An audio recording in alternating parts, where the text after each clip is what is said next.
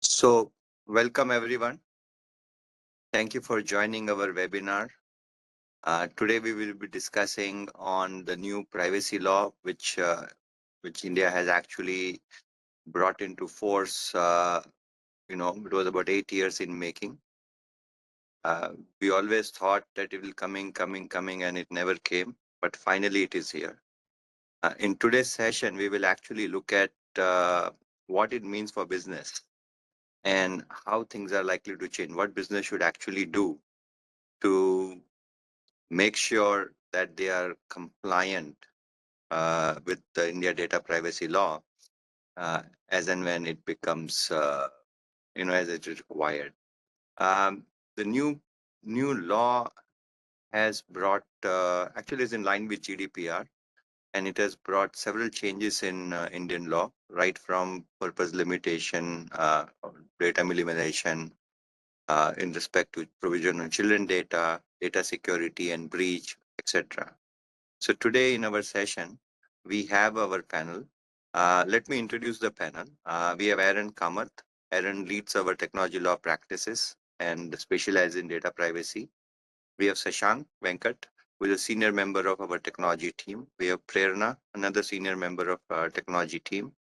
And we have Uttara, who is dual role. She is a member of technology team, and she also handles pharma life sciences. So she gets, especially when it comes to medical data and the data in relation to patients, um, she brings a lot of additional input and value.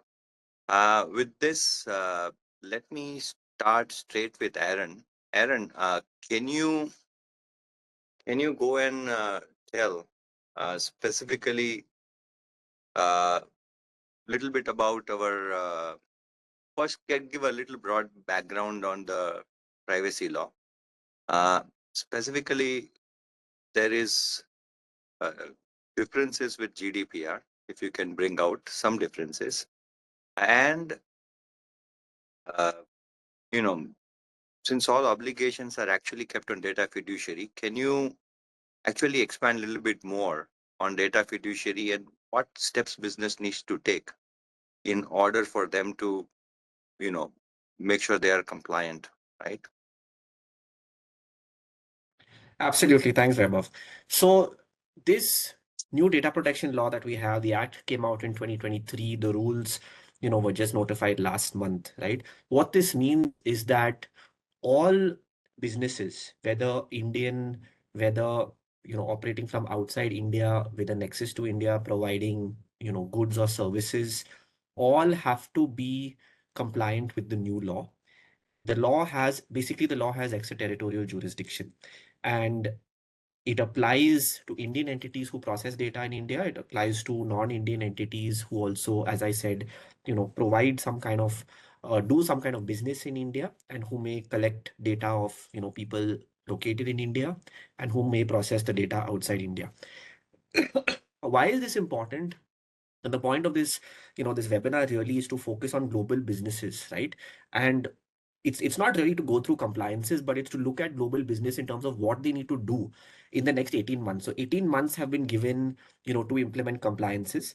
There is a 1 year period given for a certain concept of consent managers, which we'll cover a little later. But for most, practical purposes, data controllers, which are data called data fiduciaries in India, and data processors as well, there are 18 months, which basically takes us up to May of 2027, which is the timeline which is given for compliance.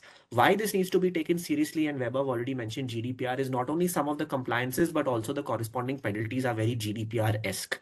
They are not linked to worldwide turnover, but in terms of quantum, they are significantly high, with penalties for, the highest, category of violations going up to, with today's exchange rate, almost 29-30 million dollars, which is sort of on par with, global framework, including GDPR, right? And this can be levied on foreign entities, Indian entities, anyone collecting data. Now, it's important, and if you're a counsel advising, if you're an in-house counsel, if you're on the product team, or the a CTO or any C-suite kind of person in the company, how do you gear up for this, right? The first step that should be taken is, what is the classification, right?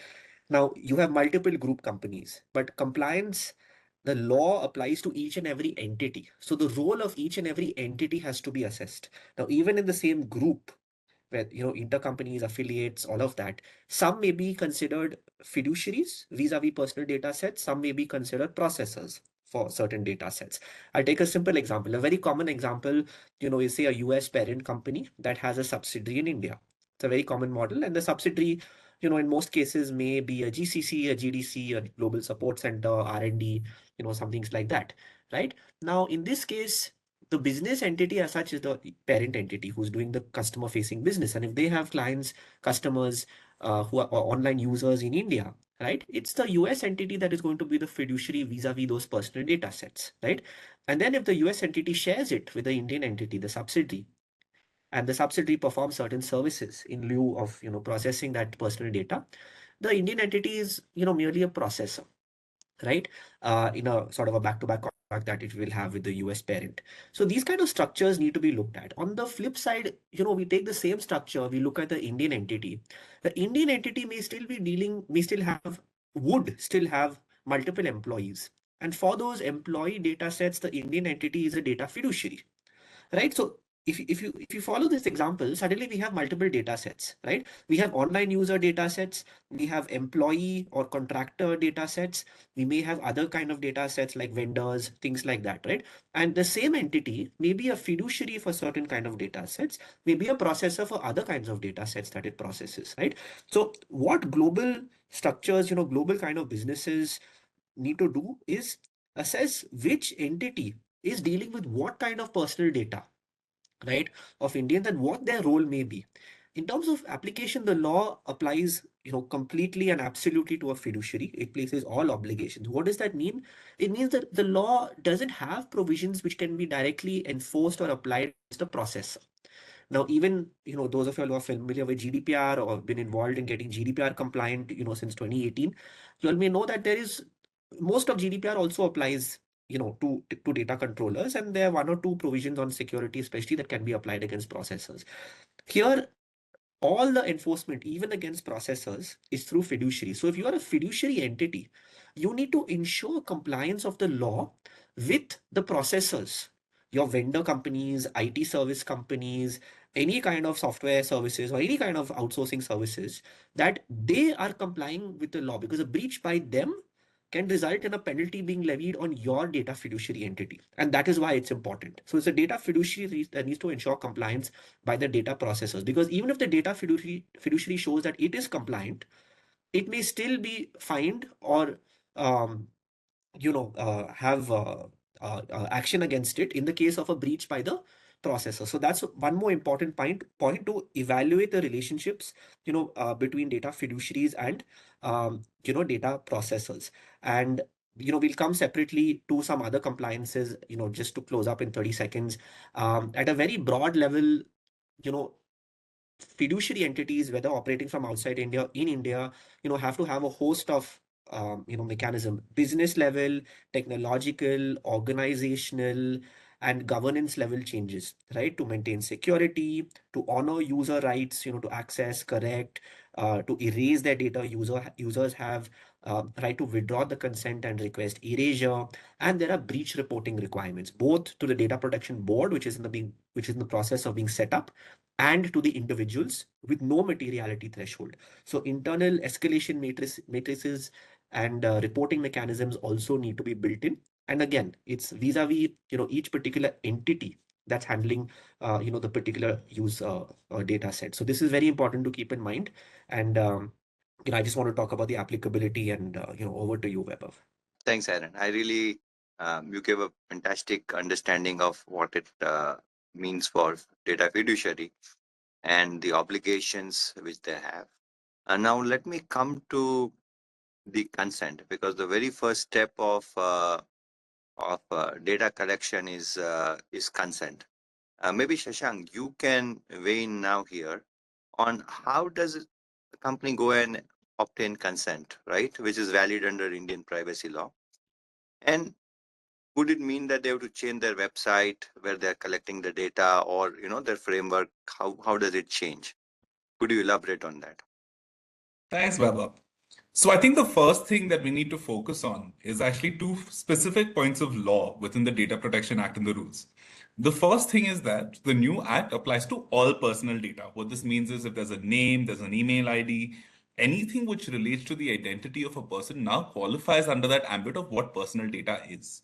Previously, under the SPDI rules, which is the sensitive personal data rules, we were only like the people who were collecting data were only required to comply with the consent requirements and all of the obligations under previous data protection law with respect to sensitive personal data.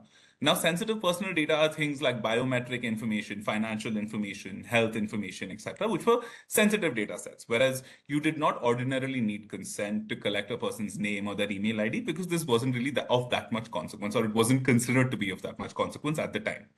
The new law makes that distinction a little bit more clear. It applies to all personal data. Any data that relates to an individual now needs to be processed with consent. Or, of course, there's legitimate uses which we'll touch upon a little bit later.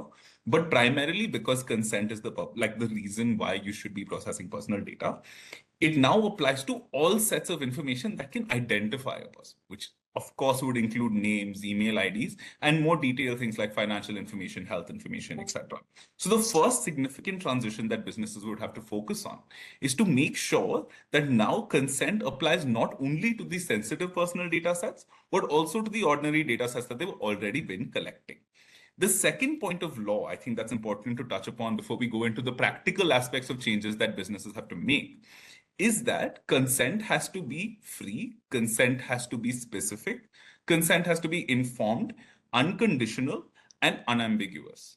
Now, these are terms that have featured across multiple data protection regulations around the world. But let's understand what these things actually look like through a few examples, right? So, things that the DPDPA is trying to restrict, and there's going to be limitations on this going forward with the implementation of the act, is that, for example, we've come across several examples where businesses have a consolidated privacy policy where they will have a lot of personal information, a lot of purposes of processing, but they will also combine these terms with other things like refund policies, terms of use, and other things which make the document incredibly difficult for a user to actually comprehend. So what effectively ends up happening is the personal data that's being collected and the purposes for which it is being collected is kind of being buried. So they're not able to make that free, informed choice of why they're providing their consent. And the DPDPA is really trying to restrict this.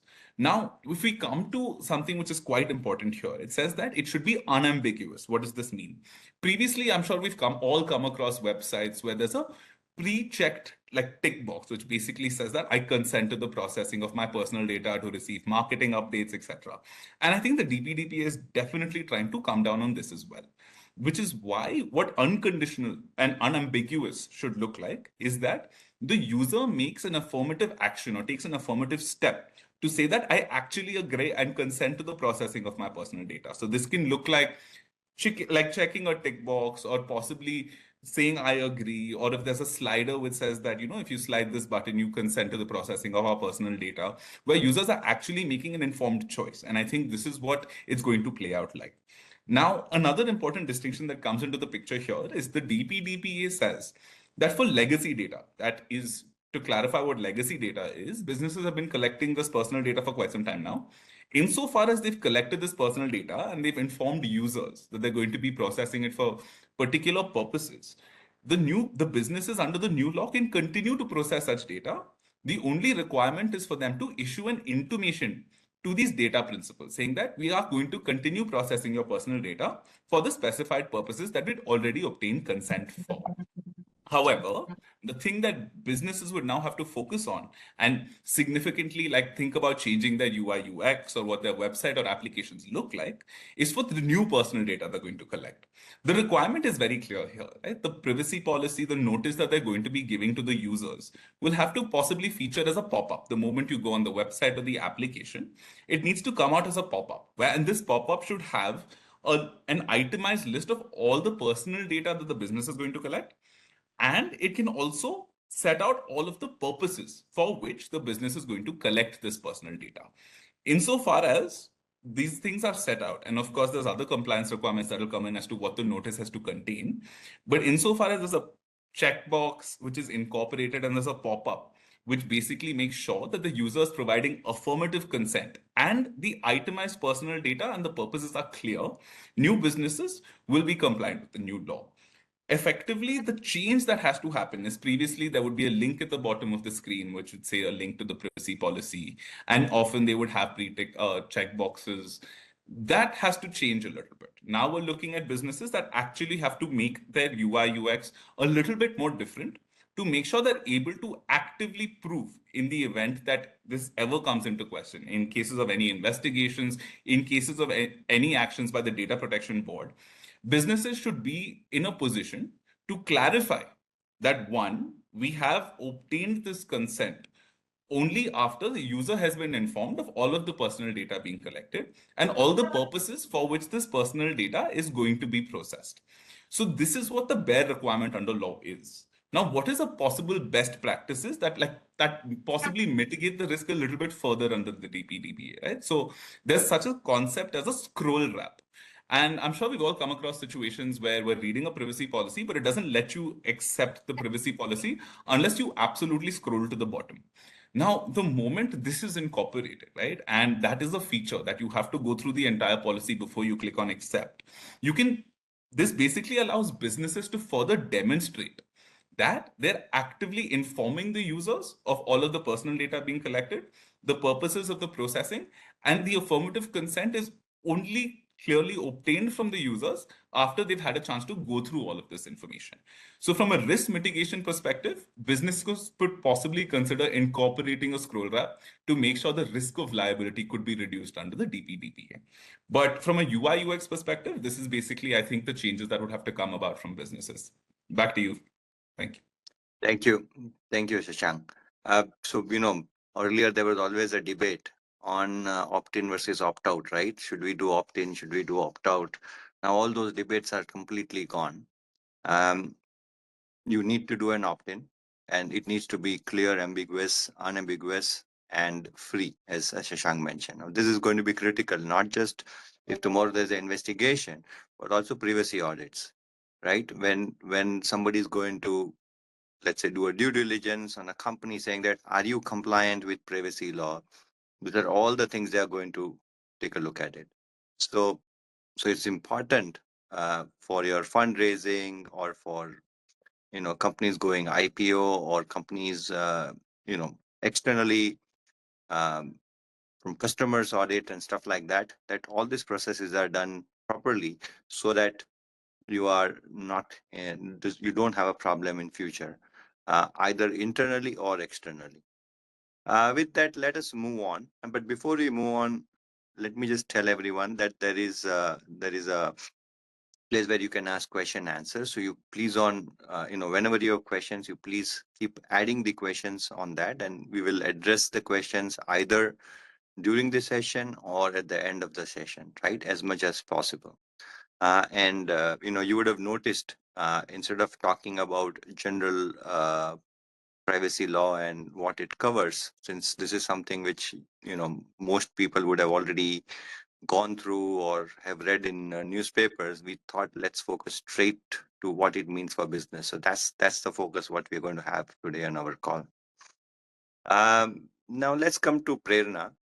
Prerna, let's talk about small and medium-sized business, right? And there is a consent manager framework, how they can leverage it, right? And does it provide new business opportunities in India, right? So can you kind of expand on that? Sure. Thanks, Vaibhav. So for everyone on the call, consent managers is a new concept under the DPDPA. It's otherwise absent under global frameworks like the GDPR and such, right? Now, what is a consent manager? It's essentially an entity that meets certain requirements who become eligible to become consent managers. Such entities will then have to register with the Data Protection Board of India, and data principals can then give, manage, withdraw consents through this entity. which is the consent manager entity. Now, especially for small and medium-sized businesses, they may have limited resources, right? So such businesses may not be able to invest in or maintain systems to meet the sort of record keeping and up-to-date consent requirements that the DPDPA requires. Now, to accurately maintain such records, to monitor that all the consents are accurately given, to make sure that erasures are happening on time, and that the users are notified of all of this. Such businesses would benefit from sort of being onboarded with a consent manager, because then all of these burdens would be offboarded from these entities and then be passed on to the consent managers, right? Now, there are certain requirements under the DPDPA, like I said, that for entities to qualify as consent managers. Now, for these entities that meet this requirement, there is a new business opportunity in India, right? So we'll probably see a bunch of entities coming up who will be now pitching to businesses as consent managers. Now, in practice, how will this work out? Consent managers will need to onboard data fiduciaries onto their platform, and then any data principals can use this platform to give their consent to data fiduciaries. I can give you an example for this, right? Say there's a social media company and they have users that use this platform. Now, these companies can identify either one or multiple consent managers and then choose to be onboarded onto these consent managers. And the users of this social media company can then choose to use these consent managers to manage their consents towards that social media company. So essentially, consent manager entities, which will be new businesses now, will have to pitch their business to data fiduciaries and enter into sort of vendor contracts with such data fiduciaries to then establish their business. Thank you, Prerna. What it means really is that in order for small businesses or small or medium businesses to not have that obligation, not have that burden, which can kind of crush them, they can outsource some of these activities to consent managers of taking consents. And basically, since the consent manager is actually doing this for multiple businesses, right? It can one, reduce cost. Secondly, they are experts, so uh, they will be able to do a better job. So this will be a in my mind, a great boon for a lot of small businesses and a great opportunity from business perspective. But the key aspects, whether it will be successful and how it will be successful, will be the relationship between this consent manager and the small businesses or medium business or businesses, right? Because consent manager will say, hey, this is what you can do, this is what you can't do, we have taken this is how it is done, and then the business guys will have their own views, and so we'll have to see how those kind of conflicts or those kind of discussions kind of come up, or it'll be interesting to see how these relationships are done, and that will actually define whether it is this framework is successful or not. But let us move on to Uttara. Retention is a very important aspect of data, right? Retention, deletion, minimization, purpose limitation. These are all very important aspect of data, right? How how will company comply with all these conflicting retention requirements under different regulations, right? You have under tax, you have a different retention policies, and KYC, you will AML, you will have a different retention requirements and stuff like that. So can you throw some light on the retention requirement, and specifically, how do you manage different conflicting regulations? Sure, VP. So, as you rightly pointed out, there are various retention requirements, say under the DPDP and other laws. Now, one thing that we know is that retention under DPDP is not indefinite. The DPDP does require that personal data is to be retained for as long as the purpose is served, unless the retention is required by any other applicable law. Now, under the SPDI rules, we had seen that for sensitive personal data and information, there was no specific retention periods which were given under the law, after which the entities had to erase the data. However, under the DPDPA, we see that there are specific retention periods which have come into place. For instance, intermediaries such as e-commerce platforms, online gaming platforms, social media intermediaries are required to retain data for 3 years. There is also mandatory minimum retention of 1 year for personal data, associated traffic logs, and system logs by data fiduciaries, and also their data processors for certain specified purposes under the.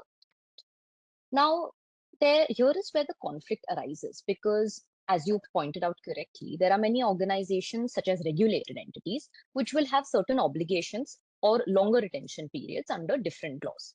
For instance, banks and NBFCs, they are subject to RBI and AML regulations. These require them to retain certain data such as customer identification data, KYC documents, transaction records for a period of 5 years after they end the customer relationship.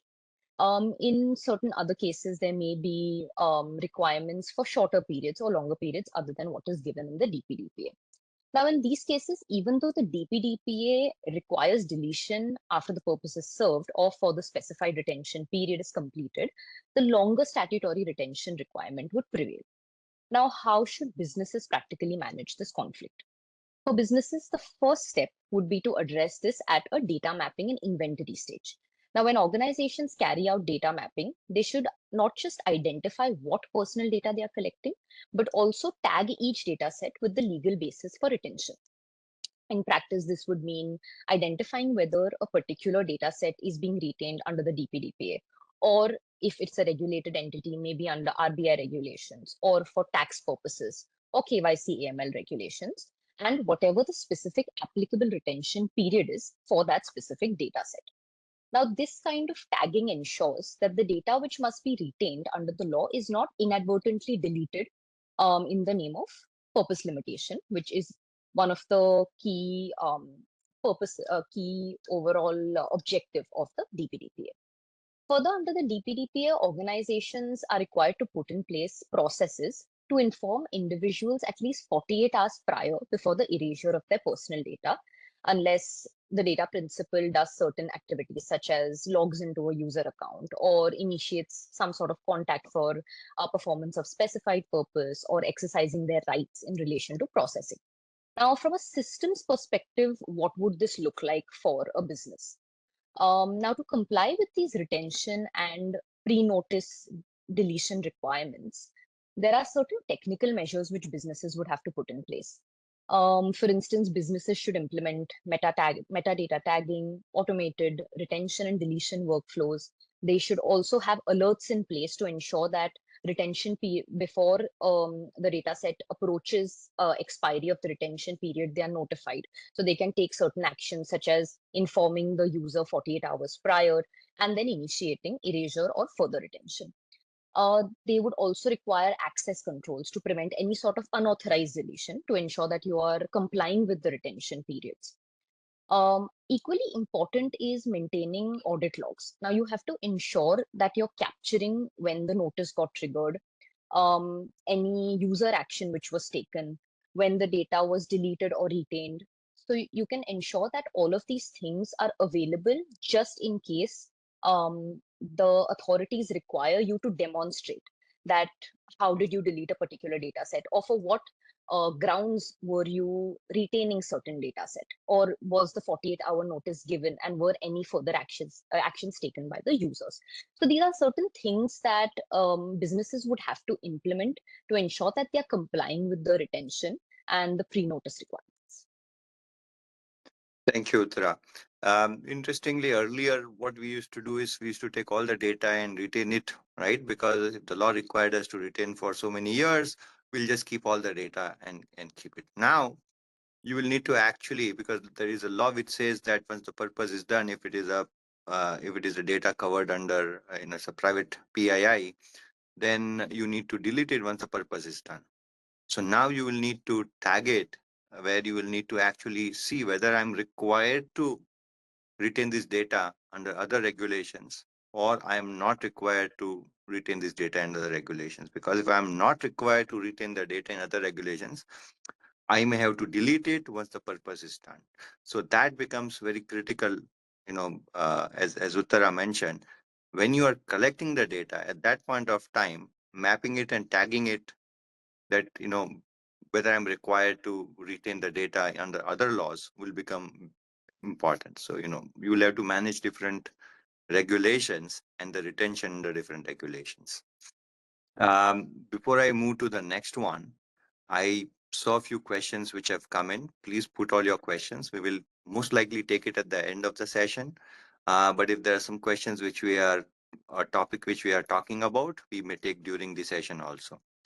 Now let's come to the reporting requirements. And just like multiple regulations, conflicting regulations, which comes on from retention perspective, there are multiple reporting requirements under different regulations, right? Whether it's RBI regulation, whether it's IRDA regulations under privacy law, and how do you manage those reporting requirements? And Shashank, you may want to just throw light on it.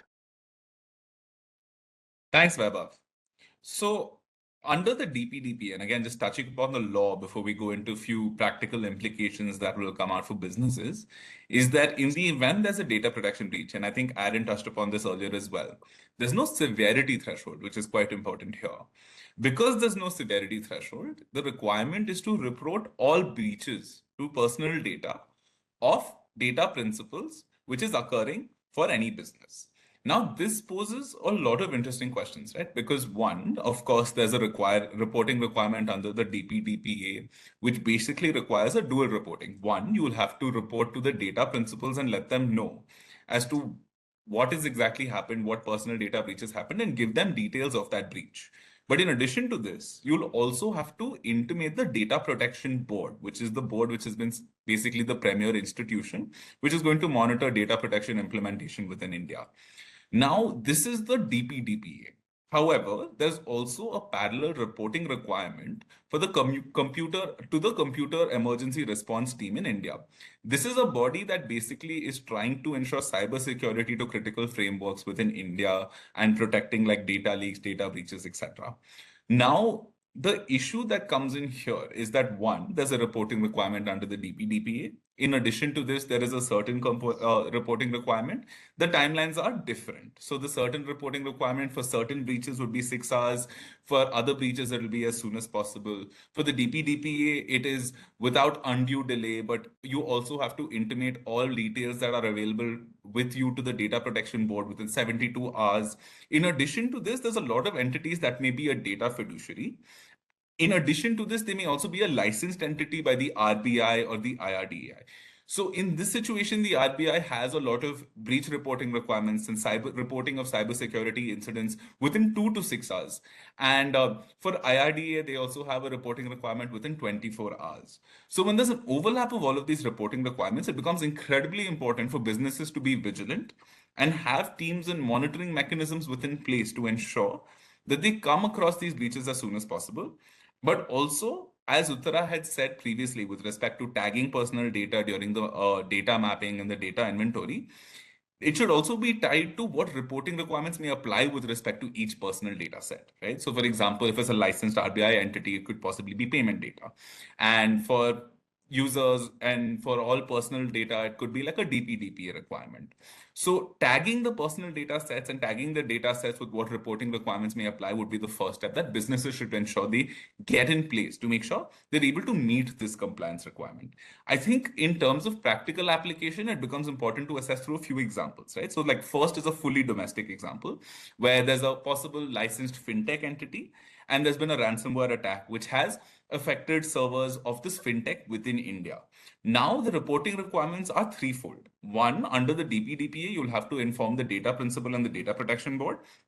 Under the certain requirements, you'll have to report this breach to the computer emergency response team within like 6 hours if it meets that severity threshold, or otherwise as soon as possible if it falls under a specific set of breaches that have been set out in the rules. In addition to this, they'll also have to report this to the RBI because that is the sectoral requirement. So there is a multifold of reporting requirements that will come into the picture for entities where there's an overlap of these regulations, and making sure you're tagging these data sets and making sure these monitoring mechanisms are able to tell you what reporting requirements will apply is also quite important for businesses. The second example, and as Aaron said, the theme here is to try and help out global businesses, right? So in a situation where there's a foreign entity and they have only servers outside of India, and they are processing personal data of Indian data subjects. If there's an attack or there's some sort of breach which has happened to the personal data of Indian data subjects, in this situation, the reporting requirement to the computer emergency response team may not apply. However, because personal data has been compromised and has been affected, the dual reporting requirement of informing the data principals as well as the data protection board will necessarily come into the picture. Another important interdict, right, that possibly would be an interesting thing that businesses should consider is in certain situations, there may be two businesses which are a data fiduciary for the same set of personal data. Now, there was a question that came up in the chat as well. So what is exactly a data fiduciary? Data fiduciary is the entity that is determining the purpose for collection of the data. So in this example that I'm going to talk about, let's say there's a recruitment company, right? The recruitment company effectively provides services to two different sets of people. One, it's the company who's looking to hire people, and the persons who are looking to be hired to these companies.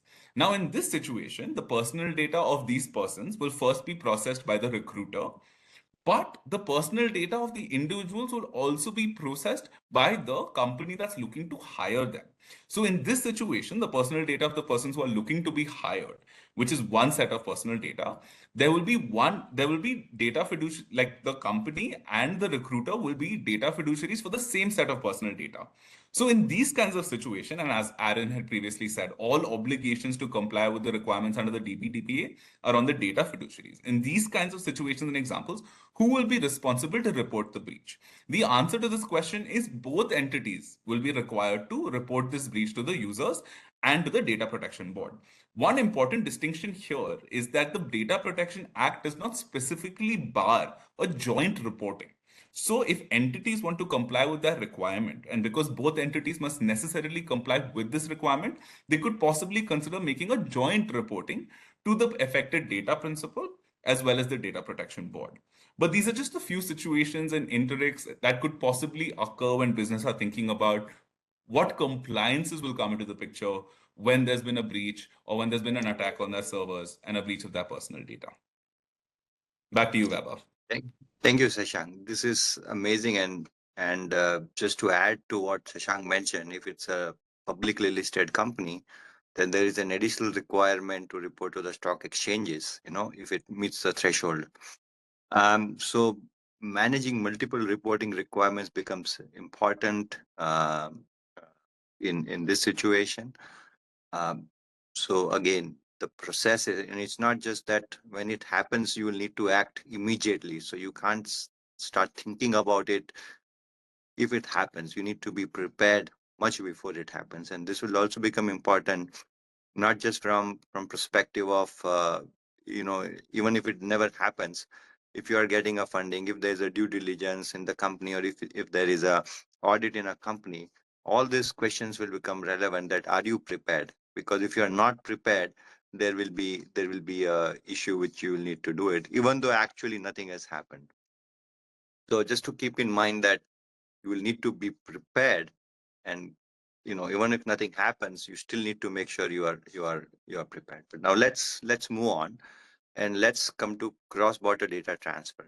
When it comes to India, this is going to be very critical, very important, because we are also outsourcing, or we have a lot of GCCs. We do a lot of uh, uh, you know back office work, outsourcing work, software development work, and on the other side, we also have a lot of social media companies which are actually not Indian companies. So a lot of data has to do cross-border. So let's look at the cross-border thing. Now, this is another area where we differ from GDPR. Government has adopted blacklist approach as opposed to adequacy test approach in allowing data transfers. Now, what and Aaron, you can talk about it on what consideration the business should keep in mind while planning data transfers across India. When it comes to location of servers in country which is other than India, including on cloud. Also, what happens if you transfer it as a fiduciary? You transfer it to a country which is not blacklisted, but later on that data processor then further transferred to country which is blacklisted, then what is the implication, and how do you minimize those liabilities or the risk? Thanks, Vaibhav. So I think first we'll deal with the simpler issue of data coming into India, right? Data coming into India, as such, there is no restriction. In fact, there is a relaxation. We spoke about outsourcing and GCCs, and all of that. There is a provision which relaxes some of the compliance requirements for outsourcing arrangements. That is where an Indian entity, which is, a BPO, captive, back office, R&D, however you want to call it, different types of, support units, they are exempt from certain compliances if they are receiving data from a foreign country and processing it in India under an outsourcing contract, right? So that is actually quite business friendly to retain India on the map, for these kind of arrangements. Now let's go to data being transferred outside India. Now, data transferred outside India, we've seen multiple concepts, introduced in various bills in the past, but we won't spend time. What the government has finally decided on is a blacklisting regime, which essentially says that personal data is freely transferable, unless there is a particular country or a territory which has been basically blacklisted or, restricted from transferring the personal data. In that case, data fiduciaries cannot transfer personal data to those countries or territories. There are some additional data data transfer restrictions on significant data fiduciaries that the government may put on them. But as of now, that's left to speculation on how the government wants to regulate at a later stage, but they have retained that power. I'll say this as a caveat, before starting, is that subject to all of this, as I said, personal data can be freely transferable across boundaries unless unless a country is blacklisted, right? But there is a provision which says that existing laws will continue where there is a additional or a more stringent protection of data that will prevail, right? So for example, RBI regulations require digital lending, payment system data to be localized, to be stored only in India, right? So then that kind of data is not transferable outside. Similarly, in the insurance claims, in the securities market, critical data, regulatory data, credit information, those kind of things, Aadhaar as well. So those kind of data sets by sector specific regulations anyway cannot be transferred, right? So this discussion will largely be around data that is in the first place permitted to be transferred outside India, right? So take a use case, with a data fiduciary and say a vendor. The vendor, can be any IT services, SaaS, HR, payroll, data analytics, processing, management related services, whole gamut of services, right? So let's look at a traditional processor fiduciary relationship, right? Now the fiduciaries in India, let's say the vendors outside India. Now if the processor is in a country which is blacklisted, then it's straightforward. The fiduciary cannot transfer data to that particular region, entity being in that particular region. Now, let's say it is transferred to a processor in a country where it is allowed, right? And that processor, transfers it to a third country, which happens to be blacklisted, right? The law doesn't go so in depth to address second, third, or fourth layer data transfers, right? But going by the spirit, you know, if the data fiduciary doesn't ensure reasonable safeguards in the contract with the first processor, with whom it is permitted to share the data in the first place, right? And the data processor shares it with a sub processor in a restricted or a blacklisted country, chances are that the penalty can be levied on the data fiduciary in the first place for not enforcing the provisions under the law and the obligations against the processor, right? And then obviously at an enforcement level, you will go down to say, is it was it within the fiduciary's control? Did they do, on a best efforts basis to ensure compliance? Then, was the processor in the first place, a bad actor by, with malified intent or, something sharing it with the third party in the restricted country. So then those are, evidentiary points which can be used, the legal proceedings, and maybe some defenses that the fiduciary can be taken. But for enforcement purposes, it would be likely to be against the fiduciary in the first place because it is a breach by the processor. And something that we've established over the last 45 minutes is that a breach by a processor is very much going to be punished against the fiduciary in these kind of arrangements. So we look at these kind of vendor arrangements. Now we look segueing into, say, common servers. Now a lot of global businesses, group companies, affiliates, and in some cases even companies and vendors, you'll have clouds, you'll have tenants, you'll have cloud instances, you have these kind of shared resources where multiple parties have access to, right? Again, largely the same obligations would apply. There cannot be access, for instance, to a processor which is not permitted, which is not there in the privacy policy, for which consent doesn't have to be taken. So global companies that, for instance, have a common cloud, have a common server, it doesn't mean that, going forward, all global companies can pull that data whenever they want, right? The entity who is the fiduciary for that data and collecting the data from the individual, right, has to ensure that even within group companies, access is limited, security is in place, right? And even with vendors as well.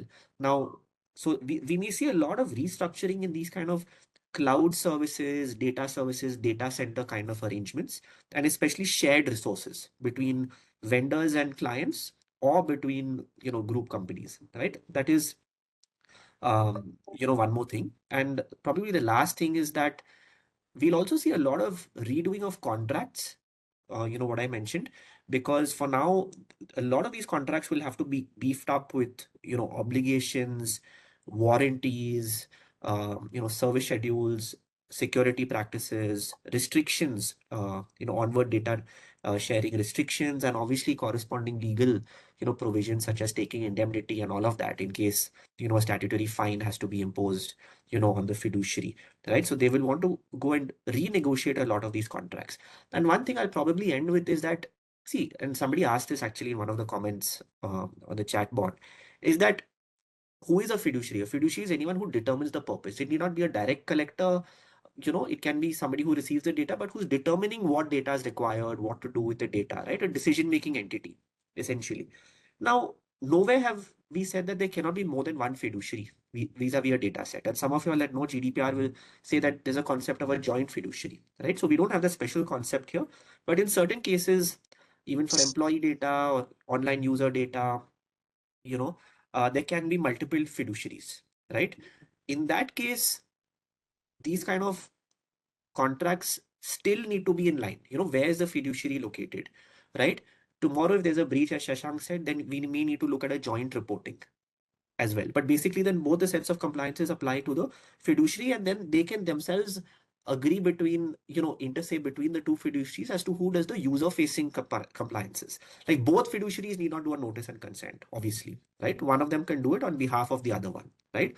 Breach reporting, they can work together and possibly do a joint, if not an independent reporting, right? But vis-a-vis processors, vis-a-vis data sharing agreements, both would be treated as fiduciaries. Both will have to ensure that any processors, sub-processors, or group companies of theirs, would also have to be in line with the transfer, regulations. And from time to time, businesses should keep a lookout for circulars, from the government as to which countries or territories may be put on the list from time to time for data transfer restrictions. Thanks, Vaibhav. Thank you, Aaron. Um, I think we are going to run short on time. We would also want to take questions, so I would request the next person, Prerna, to be as quick or crisp as possible, right? So let's go to the next point. This is the another issue where Indian law differs from GDPR, which is protection for children and person with disabilities, and the consent required from parent or guardian, right? So Prerna, can you tell what is the minimum documentation a business should collect to verify identity of a parent or lawful guardian? And what does verified consent mean in practice? What else people should keep in mind? Because let's understand that we are talking about a huge group of children, which typically, in GDPR, they may be able to give consent, but in here we will need to go and get parents' consent.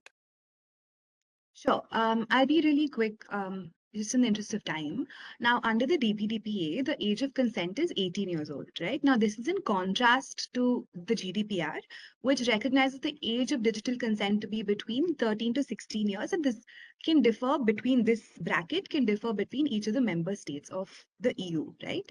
Now, for global businesses processing children's data based on global laws, such as the GDPR, the first thing you'll need to think about is whether, take a commercial call, right? Whether processing such children's data is even necessary, because the obligations are onerous, because you'll have to go back, map and check whether you're processing consent for anybody below the age of 18, and sort of make sure that you obtain consent through parent or legal guardian, right? Now, the first thing is that businesses don't necessarily need to verify that the relationship between the child and the person claiming to be the parent or legal guardian.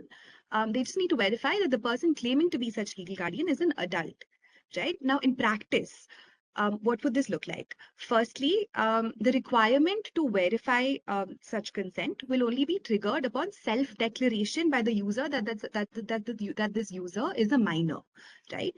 Once the self-declaration is received, then the data fiduciary has to do two things. Firstly, it needs to verify through a government-issued documentation that this parent or legal guardian is an adult. And secondly, it'll have to obtain consent from such parent or legal guardian for processing the personal data of the child. Separately and really quickly, there's also a requirement for verifiable consent for persons with disabilities, right? The requirement under the DPDPA is that the data fiduciaries need to observe due diligence to verify that these guardians are appointed by court or under any appropriate authority under applicable law. Now, the obligation here is slightly more onerous than it is when you're verifying consent of parents in the case of children, right? Now, what are the documentations you can use to verify that the person giving consent in this case is a lawfully appointed guardian? You'll either have to look at a court-appointed guardian order, or like a limited guardianship certificate, which is a concept under the Rights of Persons with Disabilities Act, right? Now, the documents you're looking at will have to be either certified copies issued by these authorities, or it'll have to be some sort of like a digitally verifiable document. You can't just rely on any sort of like a screenshot or something that people share with you, right? But what kind of documents will not be sufficient here? Just an Aadhaar card will not be sufficient. Self-declaration that I am a legal guardian of this person will not be sufficient. Family relationship proof will not be sufficient. Or even just an affidavit without being accompanied by a court order or an order of a competent authority will not be sufficient. These are broadly the documents, VP. That's it for me. Thank you. So this also address one question which Ujjwal had written on in the comments. Let's go to Uttara. Uttara, now that we have 18 months to really comply with all the guidelines, what is your advice to the businesses, what they should do in this 18-month period? So, VP, the first and foremost step is for organizations to understand what their data practices are. This typically would entail a questionnaire-based assessment where you map out your collection and processing activities across the organization. This would include identifying the personal data sets that you're collecting, from whom you're collecting, the specified purposes, how it's being processed, and where it's being stored and who it's being shared with. This initial exercise should also be followed with discussions with your internal teams, like your business teams, your product teams, IT security teams.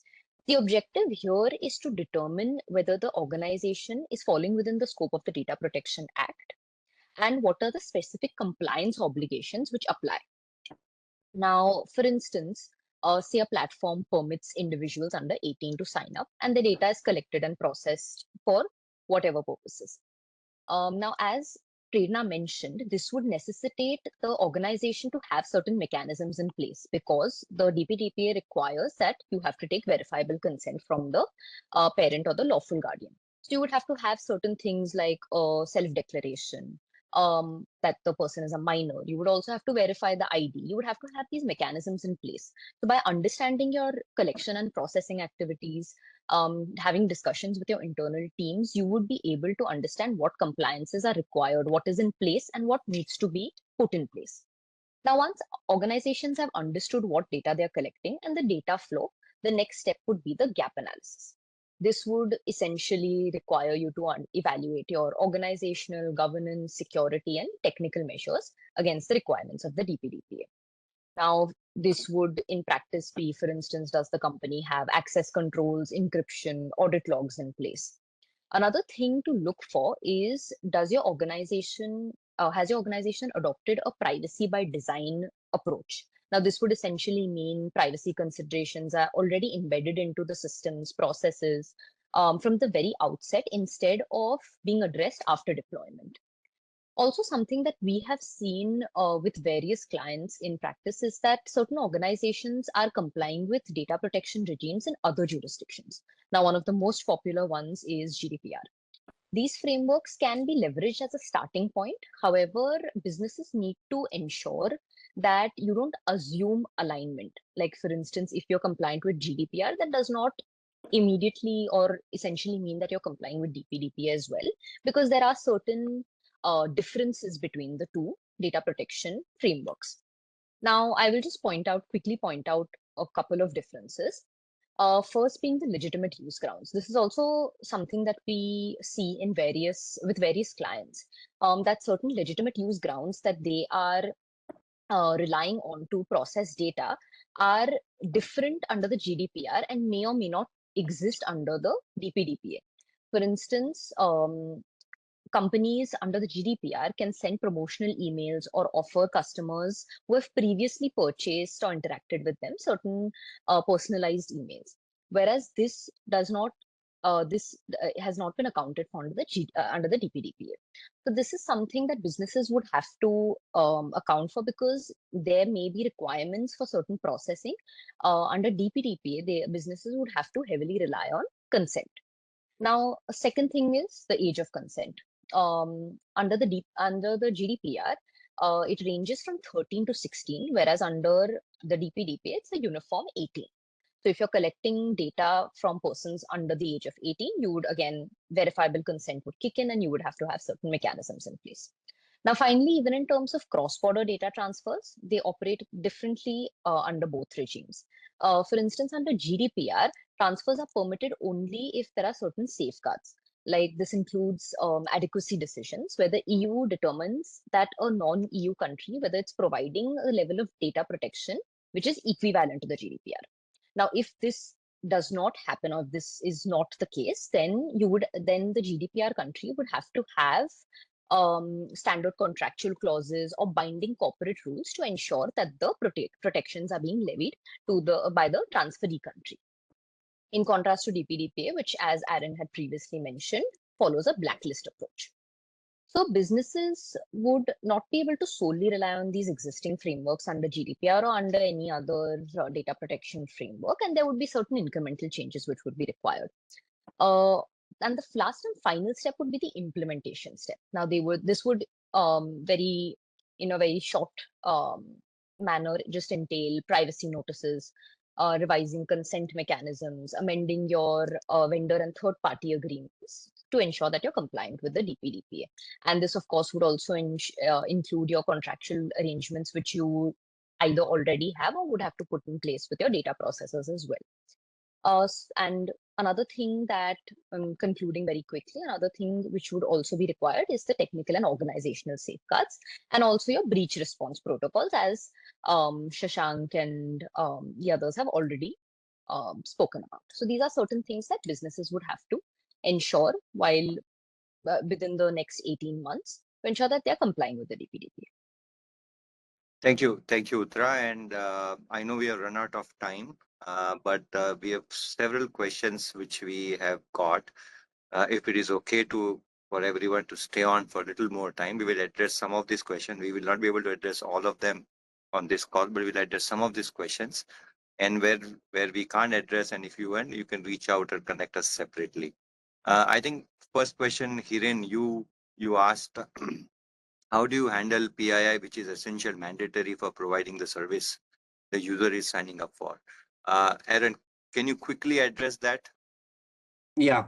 Legitimate essentially, you need to implement security which is the whole point of the law. You need to honor user rights, as we've spoken about, right to access, correct, erase, all of that. You need to show a privacy notice, consent, all of that, right? Yeah, that essentially makes you a fiduciary. If you're determining what data you need and what you're doing with the data, yeah, it's as simple as that. Yeah. So basically, okay. So let's move on, and I think we are just running out of time, Yeah. so we should quickly move Shall on. I just take a lead on quickly on the Yeah. questions? Let me pick you and Okay, you address it to people, right? So that may be easier. GDPR mandated consent. How different? I think we already addressed it, Sunil. Hiren, you have asked a question again on enterprise build a consent platform themselves, or it is required to onboard neutral consent manager, which is a third party. Uh, uh, Prerna, you want to address that, or I think Sure. Uttara? I mean, I can take it. There's no requirement that they need to onboard a consent manager. They're perfectly permitted to manage consents on their own. Yeah. Murli has written, what are various ways to obtain consent? Can you give more insight? Do you want to take it up, Shashank? Sure. As Aaron also said, this is mainly a compliance requirement where you have to give them a notice and you'll have to clearly set out what information that you're going to be collecting and what purposes you're processing it for. So usually on websites, this can happen as a privacy notice, as a little pop-up box that comes on websites, and there's also just-in-time consent. So before you collect payment information data, there can be a pop-up on the website that says we're going to be collecting this data for this particular purpose. Insofar as the user is informed of the data that is being collected, the purposes for it's being collected and the rights with respect to that personal data, you can collect data however you want, insofar as these compliance requirements are being met. Thank you. Vishakha has asked, as well as Vikas has asked this question. Actually, there are a lot of questions on retention. Vishakha, Vikas, Prerna, Priya, right? All have asked on retention.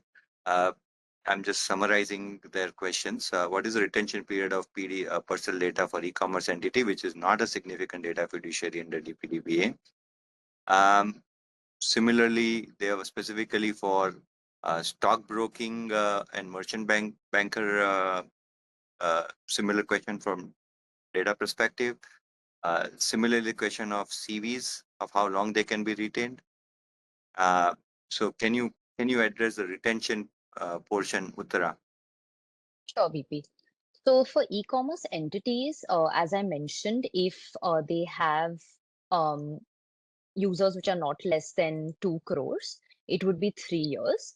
Now, this would depend on the last. So it would be 3 years from the date on which the data principal last approached the data fiduciary for the performance of a specified purpose or exercise of rights or commencement of the DPDP rules, whichever is later.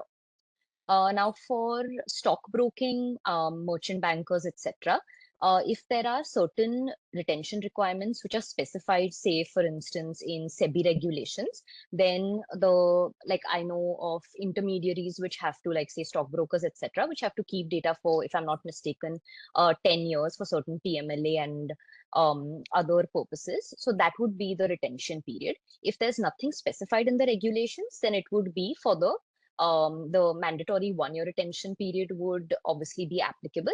And then for the specified purpose for which the data was collected, once that is completed, then the data would have to be erased. I take Prerna's question, which is entities. So again, I think I answered this question. So other Yeah. than the entities mentioned in Schedule 3, it would be the specified purpose.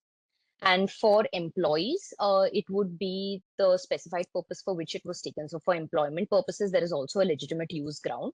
So they don't need to take, if it falls within that, they don't need to take consent, but then the consent notice would, the notices may mention certain retention periods, internal retention periods of the companies.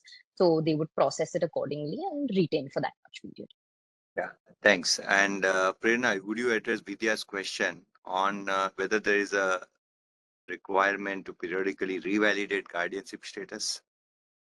At the rules or the DPDPA don't provide for any such requirement. It's just that at the time of obtaining consent, you have to verify that at that time, the person giving consent is a lawful guardian. Yeah. Aaron, the last question I will pick from Nimit. His question is, I'm trying to understand the motivation behind Indian citizen data sharing arrangement with government entities under CAWA provision. Could you elaborate on the rationale or benefits for the Indian citizen in such agreement? Now, I know we have not covered this, but if you have any thoughts, you can just add. Yeah, hi, Nimit. Nimit is an old friend of the firm. And in terms of India citizen data sharing agreement with government entities under a carve out. See, the carve out is for localization, right? Localization of data which regulated entities have with them already, right? There's no mandatory data sharing arrangement there today. In fact, government had contemplated regulating non-personal data up to 2022, right? And ownership, custodian issues, and all of publicly available data, right? But that is something which is not covered, under the law. And in terms of citizenship and the law doesn't apply to citizens. It's not a threshold or residents or nationals. It is people located in India, right? So yeah, I think that should answer. Yeah, and I think there are a few more questions, but we have covered it. In my mind, that there's an interesting discussion between Tushar and Shubhodip, which I think has answered the question. So, with this, I think we can close the session.